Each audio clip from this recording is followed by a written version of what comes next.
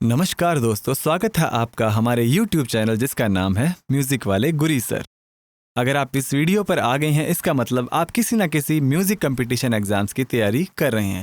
तो हमने भी शुरू की थी हमारे म्यूजिक कंपटीशन एग्जाम्स की तैयारी, जिसमें हमने ये सीरीज शुरू की है। चाहे वो नेट JRF हो, EMRS, KVS, NVS, RPSC first grade या किसी भी स्टेट का म्यूजिक टीचर भर्ती का एग्जाम क्यों ना हो, ये वीडियो आपके काम में आने वाली है। आज का टॉपिक बहुत ही इंपॉर्टेंट और इंटरेस्टिंग होने वाला है। वीडियो को पूरा देखना और एंड तक साथ में बने रहिएगा। इसके अंदर मैं आपको टिप्स एंड ट्रिक्स भी दूंगा। साथ ही साथ आपके म्यूजिक कंपटीशन का जो भी एग्जाम है उसको क्रैक करने के लिए मैं आपकी हेल्प करने वाला हूँ। तो ज़्यादा टाइम खराब ना करते हुए बढ़ते हैं हमारे टॉपिक की तरफ। दोस्तों, आज की क्लास के अंदर हम छोटी छोटी परिभाषाओं को क्लियर करने वाले हैं, जो कि हमारे लिए बहुत इंपॉर्टेंट है। तो आइए बढ़ते हैं। हमारी जो पहली परिभाषा है वो है मींड। पहली परिभाषा है मींड। मींड किसे कहते हैं? देखिए, मींड भारतीय संगीत की विशिष्टता है तथा मींड उस क्रिया को कहते हैं जिसमें एक स्वर दूसरे स्वर तक अखंडित रूप से खींचा जाता है। मतलब बिना तोड़े उसको दूसरे स्वर तक पहुंचना ही क्या कहलाता है? मींड कहलाता है। नेक्स्ट है जो वो है खटका। चार या चार से अधिक स्वरों के द्रुत प्रयोग को खटका कहते हैं। इसमें स्वरों की गोलाई बनाते हुए प्रयोग किया जाता है, यानी कि चार या चार से ज़्यादा जो स्वर होते हैं उनको एक साथ क्या किया, तेज गति के साथ में गाया जाता है।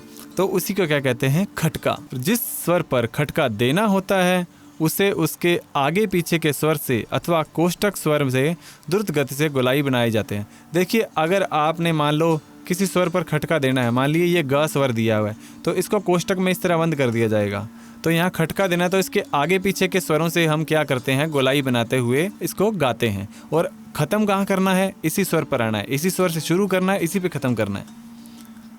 तो ये था खटका। इसी तरह है मुर्की। मुर्की 3 या 4 स्वरों का द्रुत गति से उच्चारण करना मुर्की कहलाता है। इसका प्रयोग ठुमरी, दादरा, टप्पा आदि में किया जाता है। कहाँ कहाँ किया जाता है? ठुमरी, दादरा, टप्पा आदि में। मुर्की भेद से कहा जा सकता है कि ध्रुपद धमार में बिल्कुल नहीं, ख्याल खटका में कुछ मात्रा में और ठुमरी में बहुतायत से मुर्की का प्रयोग किया जाता है। यह मुर्की भेद में कहा गया कि ध्रुपद धमार के अंदर इसका उपयोग नहीं किया जाता और ख्याल टप्पा के अंदर इसका थोड़ी मात्रा में उपयोग करते हैं, और इसका जो ठुमरी में है इसमें ज़्यादा उपयोग किया जाता है। भातखंडे लिपि में मुर्की वाले स्वर को कोष्टक में लिखते हैं। उसको सेम देखिए, प्रोसेस सेम है। खटका और मुर्की में केवल स्वरों की संख्या का अंतर होता है। मुर्की में 3 स्वरों का द्रुत प्रयोग कर अधिवृत्ति बनाते हैं। मुर्की लिखने के लिए मूल स्वर के बाईं और ऊपर की ओर 2 स्वरों का कण लिया जाता है।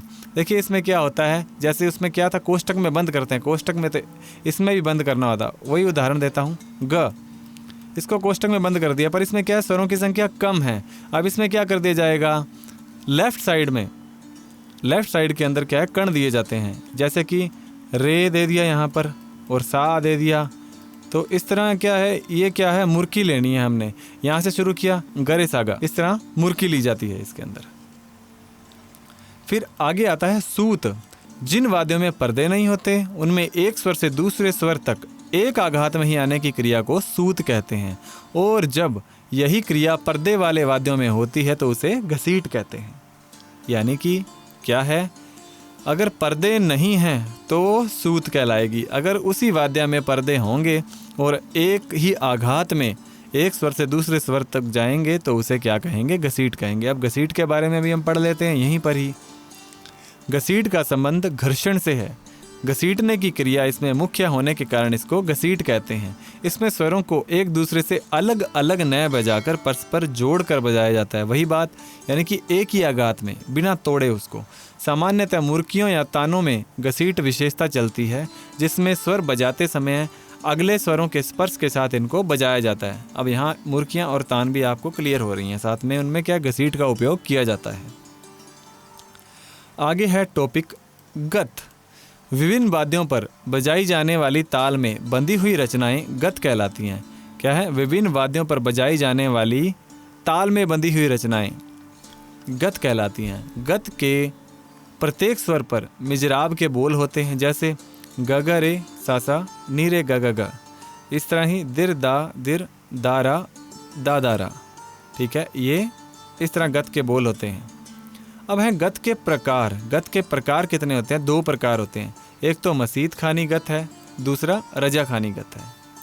पहला मसीद खानी गत के बारे में पढ़ेंगे। मसीद खानी गत की वंश परंपरा के द्वारा इस नवीन गत का आविष्कार हुआ था। इस गत का नामकरण इसके आविष्कारक के आधार पर हुआ, जिसका नाम था मसीद खां, यानी कि मसीद खां इसके आविष्कारक हैं, इन्हीं के नाम पर इसका नाम रखा गया। मसीद खां के पिता का नाम फिरोज़ खां था। कुछ विद्वानों द्वारा इसे फिरोज़ खानी गत भी कहा जाता है। तो देखिए, अब इस बात का आपने यहाँ पर ध्यान रखना है कि फिरोज़ खानी गत भी कहते हैं मसीद खानी गत को।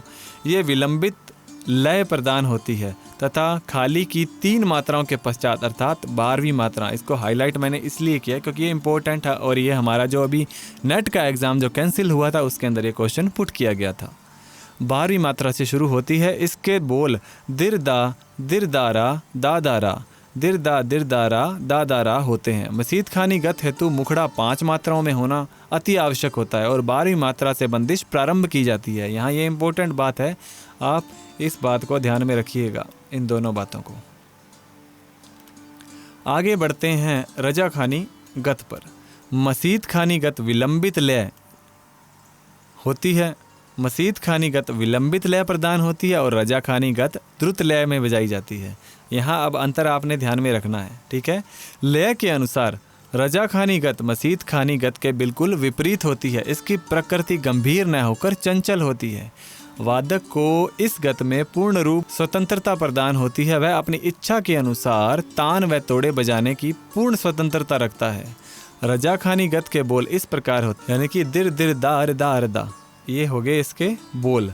पूर्ण रूपेण स्वतंत्रता प्राप्त होने के कारण वादक द्वारा इसमें अपनी पूरी तैयारी दिखाने का अवसर प्राप्त होता है। मतलब उसको स्वतंत्रता है तो वो अपने खुलेपन से अपनी पूरी तैयारी दिखाता है कि मैंने किस तरह से इसका अभ्यास किया है। जिस प्रकार मसीद खानी गत को पश्चिमी बाज कहा जाता है, उसी प्रकार रजा खानी गत को पूर्वी बाज के नाम से जाना जाता है। हाँ, ये बात इंपॉर्टेंट है, कहीं भी नोट डाउन कर लीजिएगा। इसके आविष्कारक के रूप में रजा खां साहब का नाम लिया जाता है। इसका आविष्कारक किसको बोला गया है? रजा खां को। इसमें निश्चित बोलों का नहीं अपितु आवश्यकता अनुसार विभिन्न बोलों का उपयोग किया जाता है। इसमें तैयारी के साथ तोड़े बजाए जाते हैं। अंत में झाला, अंत में क्या होता है? झाला के विभिन्न प्रकार बजाकर गत को समाप्त किया जाता है। अतः इसे लखनऊ बाज के नाम से भी जाना जाता है। अब आपने ये बात, इसमें जो इम्पोर्टेंट बात है मैंने हाईलाइट कर दी, इनको आप राइट भी कर सकते हैं। अब आगे देखिए, जोड़ आलाप। सितार को गत बजाने से पहले जो आलाप झाले के साथ बजाए जाते हैं उसे जोड़ भी कहते हैं। सितार में धीरे धीरे आलाप की लय बढ़ाने पर जोड़ अंग प्रारंभ होता है। अब देखिए क्या होता है, पहले आलाप झाले के साथ बजाया जाता है जो, उसे जोड़ कहते हैं। सितार में क्या धीरे धीरे आलाप की लय बढ़ाने पर जोड़ अंग प्रारंभ होता है। लय बढ़ने के साथ जोड़ अंग प्रारंभ होता है। यह स्वर प्रधान रहता है तथा ताल का स्थान उतना महत्वपूर्ण नहीं रहता। जोड़ के आधार पर ही लड़ी गुथाव, लड़ गुथाव आदि अंगों को दिखाया जाता है। ठीक है, तो इसी तरह आगे है झाला। जोड़ वादन के बाद झाला वादन। अभी क्या था? आलाप के बाद जोड़, जोड़ के बाद झाला प्रारंभ होता है।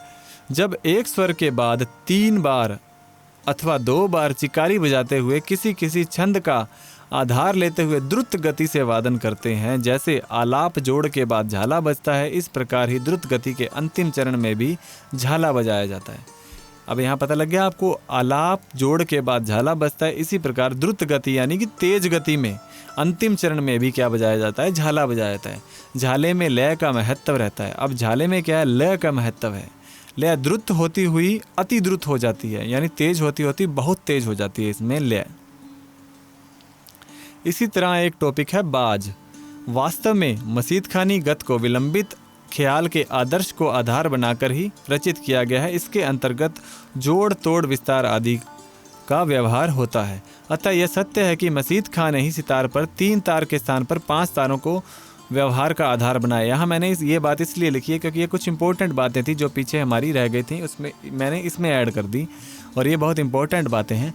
मसीद खानी गत में पहले विस्तार पूर्वक आलाप करते हैं जो ध्रुपद के नोम तोम आलाप के समान होता है।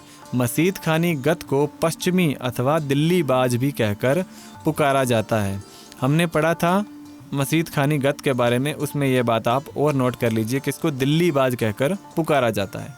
मसीद खां साहब अमीर खुसरो के वंशज थे। इन्होंने मसीद खानी गत का आविष्कार किया। मसीद खां जो है वो अमीर खुसरो के वंशज थे और इन्होंने क्या है मसीद खानी गत का आविष्कार किया। तानसेन के पुत्र विलास खां, अब तानसेन के जो पुत्र थे उनका नाम था विलास खां, और विलास खां के पुत्र जो थे वो करीम सेन, और उनके पुत्र मसीद खां ने मसीद खानी बाज का संस्कार परिष्कार सुधार कर मसीद खानी गत की सृष्टि की एवं अपने पुत्र बहादुर खां को शिक्षा दी। अब देखिए यहाँ पर क्या वंशावली बता दी गई है। तानसेन के पुत्र है विलास खां, विलास खां के पुत्र यानी पोते करीम सेन, और उनके पोते थे मसीद खां ने मसीद खानी बाज का क्या किया, इजाद किया, और इन्होंने ही क्या है अपने पुत्र जो है बहादुर खां को इसकी शिक्षा दी। इस प्रकार इस बाज की धारा से जयपुर घराने की सृष्टि हुई। अब यहाँ पर ये घराने की बात आपने साथ के साथ याद रखनी है। एक टॉपिक और है हारमोनी और मेलोडी। पाश्चात्य संगीत का आधार हारमोनी को माना जाता है और शेष सभी प्रकार का संगीत मेलोडी के अंतर्गत आता है। भारतीय संगीत का आधार मेलोडी को माना जाता है। अब यहाँ पे ये बात इंपॉर्टेंट है कि भारतीय संगीत का आधार क्या है, मेलोडी है। हारमोनी को मेलोडी का ही सुधरा हुआ रूप माना जाता है, किंतु दोनों के कार्य पृथक पृथक माने जाते हैं। अब यहाँ इम्पोर्टेंट बात यह है कि जब एक एक स्वर को इस प्रकार रखा जाए कि स्वर रचना चित्ताकर्षक बन जाए, चित्त को आकर्षित करने वाली बन जाए, तो उसे क्या कहेंगे, मेलोडी, जो कि हमारे भारतीय संगीत का आधार है। तथा जब दो या दो से अधिक स्वरों को एक साथ बजाकर या गाकर रचना की जाए उसे हारमोनी कहते हैं। अगर क्रमबद्ध की जाए, एक एक स्वर को अलग अलग रख दिया तो वो तो होगी मेलोडी, ठीक है, वो मेलोडी बन गई। अब क्या हारमोनी क्या है, मतलब एक स्वर यहाँ है, दूसरा स्वर इसके साथ में पैरेलल यहाँ पे नीचे चल रहा है किसी भी ऑक्टेव का, तो वो हारमोनी बन जाता है। ये थे हारमोनी और मेलोडी। आज का टॉपिक जो है हमारा यहाँ तक हम करेंगे। इसके अंदर हमने जो भी टॉपिक किए आप इनको नोट करते रहिएगा। बहुत इंपॉर्टेंट टॉपिक है हमारे एग्ज़ाम व्यू से, इनको नोट करते रहिए, अपने दोस्तों के साथ शेयर कीजिएगा, वीडियो लाइक कीजिएगा, चैनल को सब्सक्राइब करिएगा और मिलते हैं नेक्स्ट वीडियो में। तब तक पढ़ते रहिए, बढ़ते रहिए। जय हिंद, जय भारत।